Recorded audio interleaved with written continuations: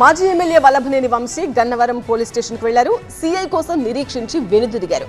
తనను స్టేషన్కు హాజరు కావాలని చెప్పిన సీఐ అందుబాటులో లేకపోవడాన్ని తప్పుబట్టారు వైసీపీ నేత. తనపై అసత్య ప్రచారం చేస్తున్నారంటూ ఇటీవల కృష్ణా జిల్లా ఏఎస్పీకి గన్నవరం పోలీసులకు ఫిర్యాదు చేశారు వైసీపీ నేత వల్లభనేని వంశీ. సదరు సోషల్ మీడియా అకౌంట్లకు లీగల్ నోటీసులు కూడా పంపారు. ఆ తర్వాత పోలీసులు చర్యలు తీసుకోవడం లేదంటూ హైకోర్టును ఆశ్రయించారు వంశీ. దీంతో బుధవారం 4 గంటలకు గన్నవరం పోలీస్ స్టేషన్కు రావాలని వంశీకి సూచించారు గన్నవరం సీఐ. సీఐ ఆదేశాలతో బుధవారం సాయంత్రం 4 గంటలకు గన్నవరం పోలీస్ స్టేషన్కు హాజరయ్యారు వంశీ.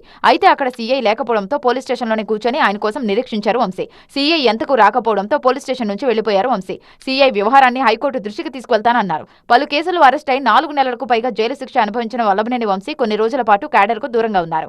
ఈ ఏడాదిలో పొలిటికల్ గా కాస్త యాక్టివ్ అయ్యారు. ఈ మధ్య కాలంలో సోషల్ మీడియాలో కొన్ని వీడియోలు వైరల్ అవుతున్నట్టు గుర్తించిన వల్లభనేని వంశీ తనపై దుష్ప్రచారం చేస్తున్న వారిపై చర్యలు తీసుకోవాలని పోలీసులను కోరారు. బుధవారం ఆ కేసుకు సంబంధించిన విచారణ కోసం గన్నవరం పోలీస్ స్టేషన్కు వెళ్లి సీఐ కోసం ఎదురు చూశారు వంశీ.